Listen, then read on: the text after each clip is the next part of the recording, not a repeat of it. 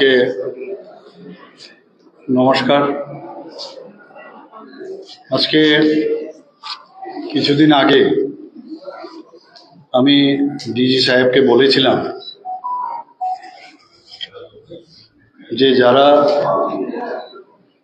OC সাহেবরা আছেন এবং এসডিপিও যারা আছেন তাদেরকে নিয়ে একটু আমার বসতে হবে,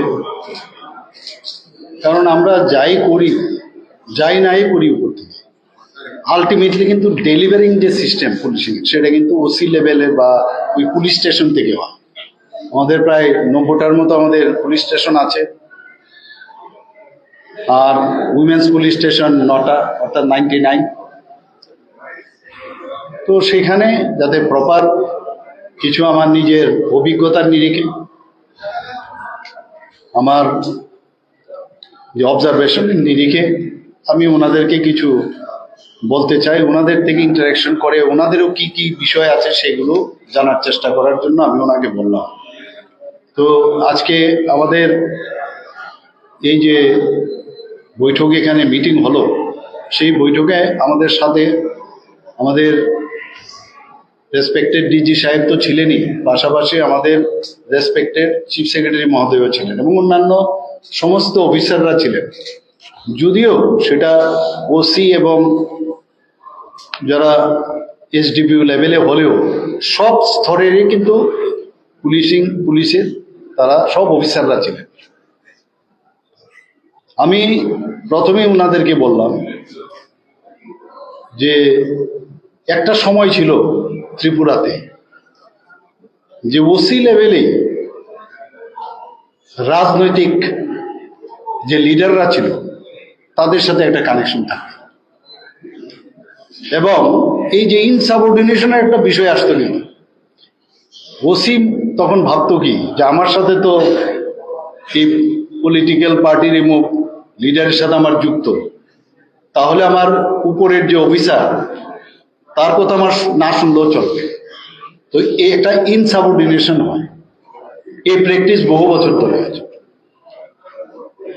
এটাকে we have to break the ice. কাজেই ওনাদেরকে বললাম যে থ্রু প্রপার চ্যানেল, আমি আজ পর্যন্ত এখন পর্যন্ত কোনো ওসিকে আমি ফোন করিনি।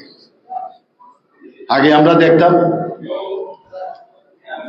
যে 35 বছরের যারা রাজত্ব করেছিল 5 বছরে খুব এনজয় করতো। আমাদের এখন তো ডেলিভারি সিস্টেমের জায়গাটাই আমাদের হাতে, কারণ তার যে পোস্টিং এভরিথিং সেগুলো তো আমাদের দ্বারা হবে না। আমি ওনাদেরকে এটাও বলেছি যে have you seen the lotus leaves? Lotus লিভের মধ্যে যেরকম জল যেমন থাকে, অথচ জল দেখতে পাচ্ছি কিন্তু টাচ হয় না। আপনারা এইভাবে আপনাদের রোল আপনারা নেভাবেন, সবার সাথে হাসি খুশি থাকবেন, কারণ আপনারাও কিন্তু এই সোসাইটিরই। এবং আপনারা যখন বাড়ি থেকে বেরোন বা আপনার বাড়িতে যখন ঢুকেন তখন আপনার যে ইউনিফর্মটা যখন খুলেন বাড়িতে রাখেন তখন কিন্তু আপনি জাস্ট অর্ডিনারি পার্সন।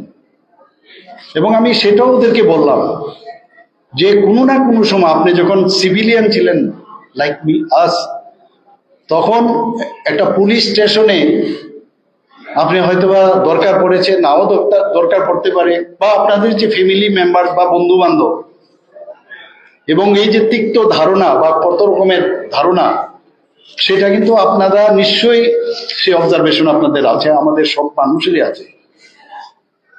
তো তার উপর ভিত্তি করে God has blessed you this uniform, এবং এই যে ইউনিফর্মটা it is the ornaments for you. আমি ডাক্তারদেরও বলি যে অ্যাপ্রন যে পড়ে তাদেরকে অর্নামেন্টস আমি বলি। কাজে রেসপেক্ট করা কিন্তু আপনাদের দায়িত্ব। একটা সময় ছিল যে ওই পুলিশ অফিসার আরে এত মুখ পার্টির, হোয়াইট শুড বি, পুলিশের সাথে পার্টির কি সম্পর্ক? যখন যে সরকার থাকবে ভালো কাজের নিরিখে আমরা কে ভালো অফিসার, কে কাজ করে মানুষের জন্য,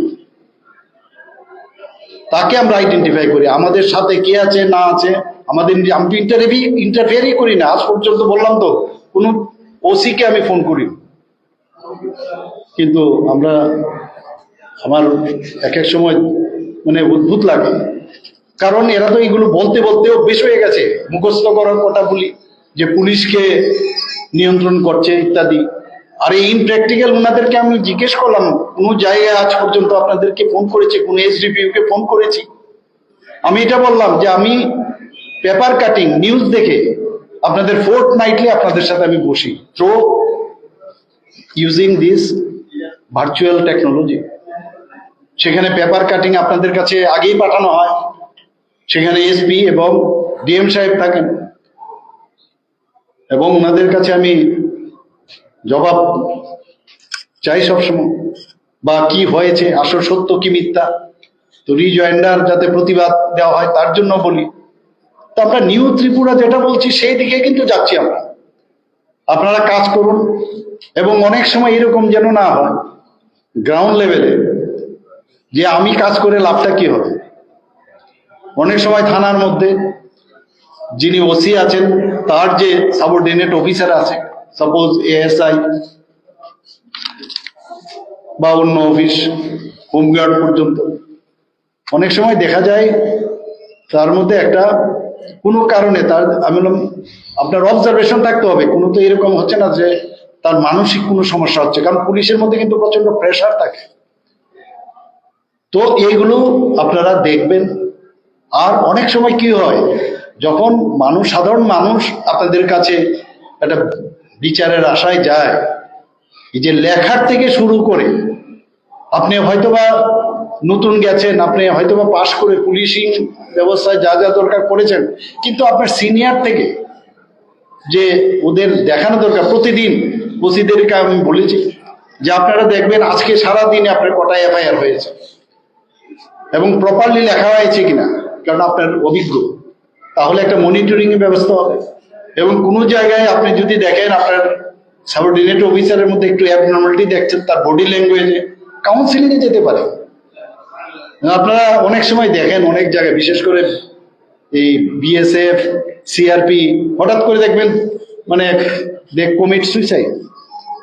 অর্থাৎ কি, তার মধ্যে এই যে মানুষ, এই জায়গা আগের থেকে যদি নজর রাখা হয় তাহলে এই ধরনের যে ঘটনাগুলো ঘটে তার থেকে আমরা দূরে থাকতে পারি।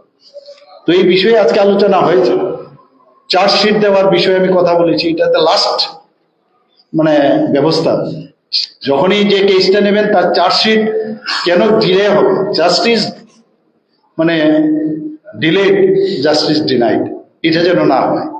এবং আরেকটা তুতু মেমে একটা অবস্থা হয়, যখনই মানে ওসি এবং ওসি লেভেলের যা ইনভেস্টিগেশন অফিসার, তার মধ্যে দেখা যায় আমাদের যারা এপিপি বা পিপিপি আছেন বলছে যে পুলিশ ঠিকভাবে দেয় না, পিপি বলে পুলিশ ঠিকভাবে দেয় না, পুলিশ বলছে এপিপি বা পিপি আমাদের যে প্রসিকিউশন আছে তারা প্রপারলি আমাদের, why there should be gap. কিছু একটা নেওয়ার আগে আপনারা নিজেরা বসুন কোথায় কোথায়, এগুলো নিয়ে আজকে আলোচনা করেছি। আমি ওনাদেরকে সেই কথাটাই বললাম। আরো অনেক বিষয়ে ওনাদের সাথে আমি ওনাদেরকে জিজ্ঞেস করলাম যে আপনাদের যে physical fitness is very important. একটা পুলিশ দেখলে মাননীয় প্রধানমন্ত্রীজি কি বলেন যে 10% ম্যাথ জড়াতে হবে, বলেন না? আপনাদের তো 50% ম্যাথ ঝরানো উচিত। তো কাজেই এক্সারসাইজ করতে হবে। আপনি এক্সারসাইজটা কখন করবেন? সাপোজ আপনার এখন ধরুন কালকে প্রমোশন হবে, বডি ফিটনেসের দরকার, তখন কিন্তু দৌড়বেন। একদিনে তো আর হবে না, এটা ডেইলি একটা প্র্যাকটিস যদি এক্সারসাইজ করেন তাহলে দেখতেও একটা নিজের healthy mind resides in healthy body, ঠিক না? তো এই জায়গার মধ্যে ওনাদেরকে আমি আমার শেয়ার করলাম আমার অভিজ্ঞতার নিরিখে। তো পুরা বিস্তর আলোচনা হয়েছে আমাদের crime rate, everything, everywhere, in every মানে আসপেক্ট দেখা গেছে অনেক কমে গেছে, এখানে অনেক কমেছে। আমি এখানে পুরো ডিটেলস, যেমন for crime against human body আমাদের 2023, 2024 এবং 2000 মানে আমি ফাইনাল বলছি 2023-এ 1385টা ছিল for example crime against human body. এখন কত হয়েছে 2025 টিল নভেম্বর 753। তাহলে কত পার্সেন্ট হলো? -16%। বিরোধীরা নানা রকম কথা বলে, কথা মানে কাগজ ছাড়া পড়াশোনাও করে না, খবর জানতেও চায় না, বুঝতেও চায় না। ক্রাইম এগেনস্ট প্রপার্টি, আমরা জানি যে জমি সম্পত্তি নিয়ে কত খুন খারাপ আমরা ছোটবেলার থেকে আমরা দেখেছি। কেন সেই জায়গায় আমরা কি দেখলাম 2023-এ 412। মানে এটা কিন্তু ডিসেন্ডিং অর্ডারে 2024 এভাবে কয়ে গেছে। আমি আর এটা বললাম না, আমি ফার্স্ট এবং লাস্ট 3 বছর আমি বলছি।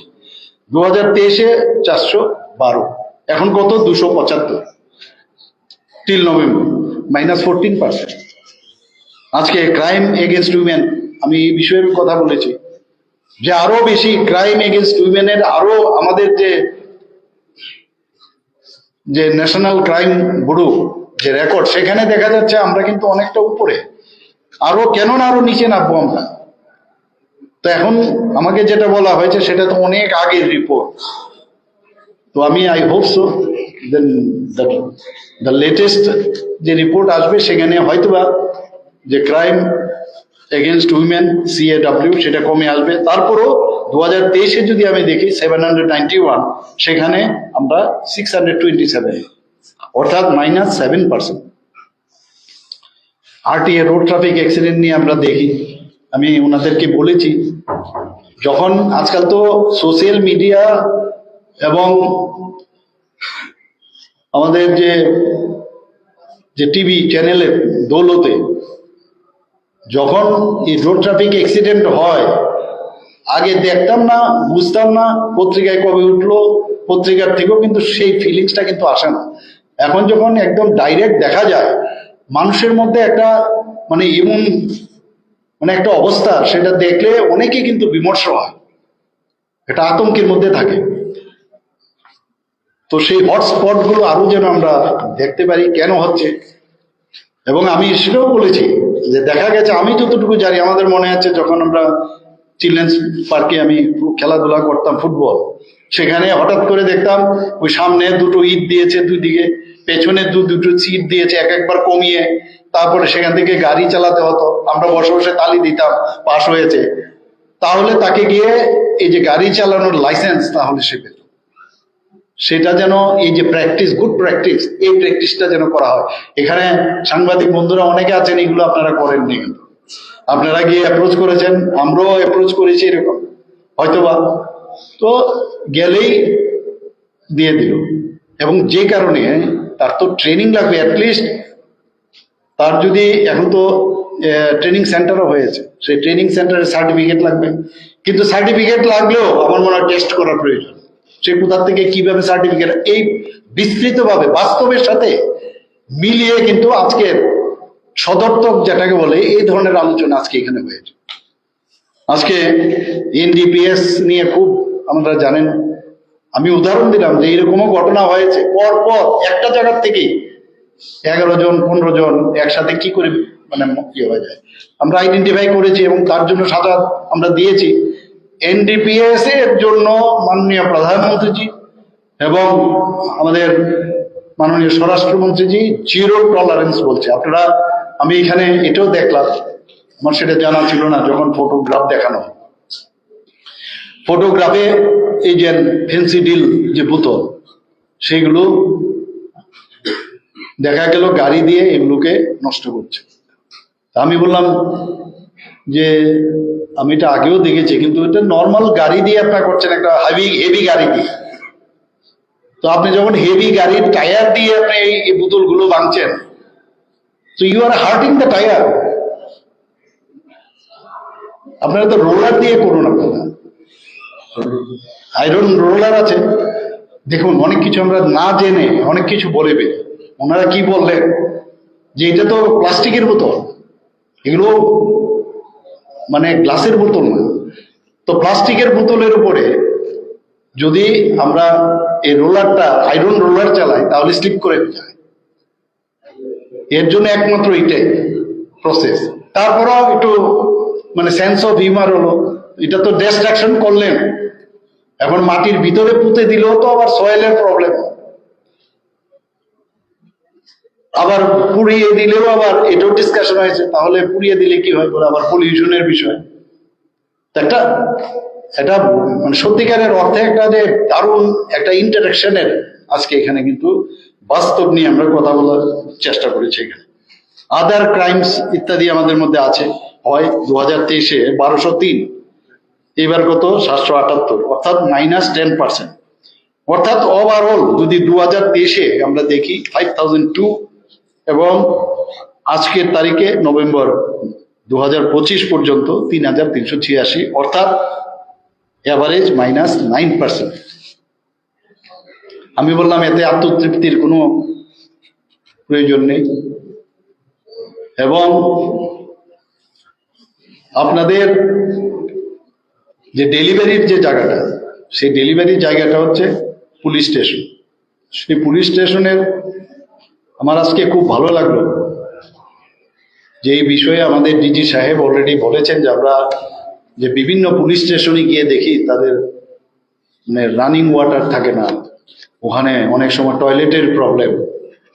তো বলছে একটা ছোট বিষয়, আমি বললাম যে ইট ইজ নট এ ছোট বিষয়। মাননীয় প্রধানমন্ত্রী যে টয়লেট এতগুলো যারা আমরা দেখতাম বিভিন্ন আমাদের ত্রিপুরাতে কম, তো বহু জায়গার মধ্যে কিভাবে আমাদের মেয়েরা তাদের মডেস্টি নিয়ে প্রশ্ন, তো সেই জায়গায় it is a big issue.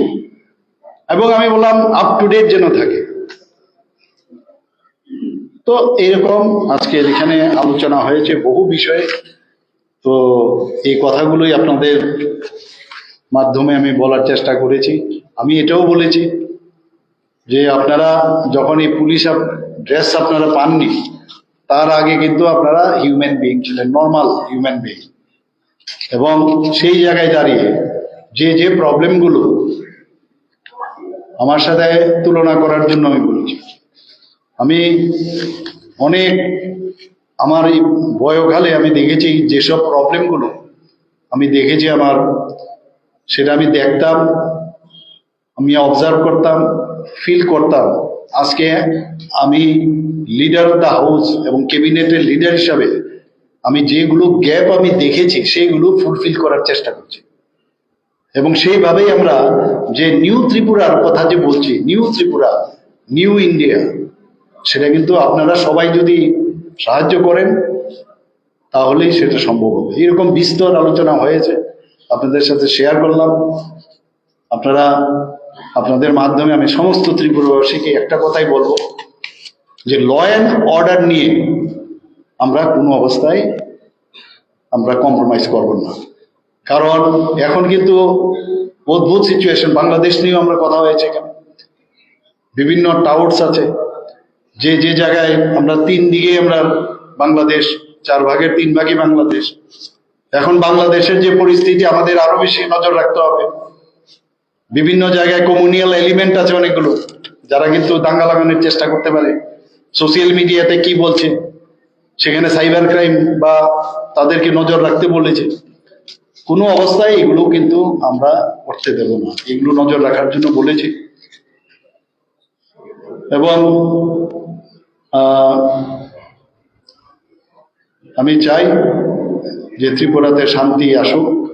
সেই ত্রিপুরাতে আমাদের সরকার আসার পর যেভাবে শান্তির বাতাবরণ তৈরি হয়েছে, কিন্তু আরো যাতে 1-2টো ঘটনা ঘটে। নানা রকম আজকাল কিছুদিন আগে যে ডিজিস এবং আইজিস যে কনভেনশন হয়েছিল রায়পুরে, তার ফলো আপ এর আগেও হয়েছিল। সেখানে আমি আপনাদেরকে সেখানেও আমি বলেছিলাম যে সেখানে অনেক বিচিত্র সব কথাবার্তা এখানে হয়েছে, যেটা আমরা সাধারণ মানুষরা জানি না। কি আন্দোলনের নামে বাইরের থেকে কিন্তু ফান্ডিং হয়, অর্থনৈতিকভাবে সাহায্য করে। দেখবে একে মনে হচ্ছে যেন একটা কৃষক আন্দোলন, মনে হচ্ছে ওরা কৃষকদের রাইটসের জন্য বলছে, কিন্তু কেউ না কেউ তার বেস্টেড ইন্টারেস্টের জন্য এগুলোর পেছনে আছে। এগুলো বিস্তর আলোচনা হয়েছে, এর ফলো আপে ত্রিপুরাতেও সেটা আলোচনা হয়েছে। ফরেন ফান্ডিং, এনজিওস ফান্ডিং, এগুলো হচ্ছে। তো সেই দিকেই নজর রাখার জন্য আজকে আমি সমস্ত অফিসার্স লেভেলে আমি ওনাদেরকে বলেছি। এবং যে ভাবে আগে চলে এসেছিল যে আমার যারা ওসি লেভেলে কোনো নেতার সাথে যুক্ত যেহেতু আমি থাকি, আমার উপরের অফিসারদের তাদের যে ডিসিপ্লিন যে সিস্টেম সেটা মানে ফলো না করলেও চলবে, এই সিস্টেমে আমরা যাবো না। থ্রু প্রপার চ্যানেল যে কোনো নির্দেশ যাবে ডিজি লেভেল থেকে নিচে আস্তে আস্তে করে সেখানে যাবে, এবং এই সিস্টেমটা এখানে কিন্তু বলবৎ করার জন্য আগামী দিনের যে একটা, আমি এই কথাটা বারবার বলবো, the life is an order, one should not be in disorder. তো অর্ডারের জন্য যা করার আমরাও সেইভাবে অর্ডার দেবো। সবাইকে নমস্কার, ধন্যবাদ। প্রথম প্রশ্নটা হচ্ছে বাংলাদেশের বিষয়টা বলেছে, কিন্তু দেখা গেছে অন্যান্য মানে ভারত বাংলাদেশের সীমান্তগুলোতে অন্যান্য রাজ্যে এই সীমান্ত এলাকায় নিরাপত্তা বাড়ানো হয়েছে এবং পুলিশ এবং বিএসএফ কে যৌথভাবে করার দর দেওয়ার কথা বলা হয়েছে। এই ক্ষেত্রে এর কোনো উদ্যোগ আছে কিনা? এক। 2 নম্বর, আগামী বছর এডিসি ইলেকশন এবং এডিসি ইলেকশনকে ঘিরে কোনো ধরনের যাতে অপ্রীতিকর ঘটনা না ঘটে তার জন্য কোনো নির্দেশ আছে কিনা? আর 3 নম্বর, এই সাবজেক্টের বাইরে জি রামজি নিয়ে একটা এটা জি রামজি তো আমি যখনই যেটা বলার সেখানে বলবো, বাকি দুটো আমি বলছি। একটা হচ্ছে আপনারা দেখেছেন এর মধ্যে আমাদের 73 ব্যাটালিয়ন না 73 ব্যাটালিয়ন মাউন্টেন ব্রিগেড 73 হ্যাঁ 73 আপনারা নিজেরা দেখেছেন যে 73 মাউন্টেন ব্রিগেড তারা এসছে এখানে। এর আগেও আপনারা ড্রোনের যে কলা কৌশল আপনারা দেখেছেন, এবং আপনারা দেখেছেন যে এর মধ্যে কোনো একটা বর্ডারে কিন্তু অলরেডি গেছে এখানে অফিসাররা, বুঝতে পেরেছেন? আর আমাদের কোঅর্ডিনেশনও আছে, কাজে নিশ্চিন্তে থাকতে পারেন আমাদের তরফ থেকে। এই যে চিকেন নেক বলে না, কাজেই এইগুলো বলে আননেসারি ইরিটেট করছে, এবং আমাদের নজর আছে। আমরা চাই সহাবস্থানে থাকতে চাই। আমরা সব পলিটিক্যাল পার্টির মধ্যেও যার যার ডেমোক্রেটিক যে রাইট সেটাও আমরা দিতে চাই। তো আমরা সেই দিকে আমরা কাজ করছি।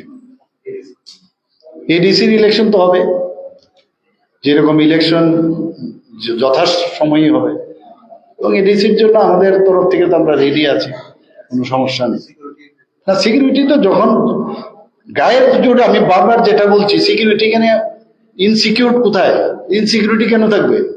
ওই অ্যাবনর্মালিটি কেন হবে?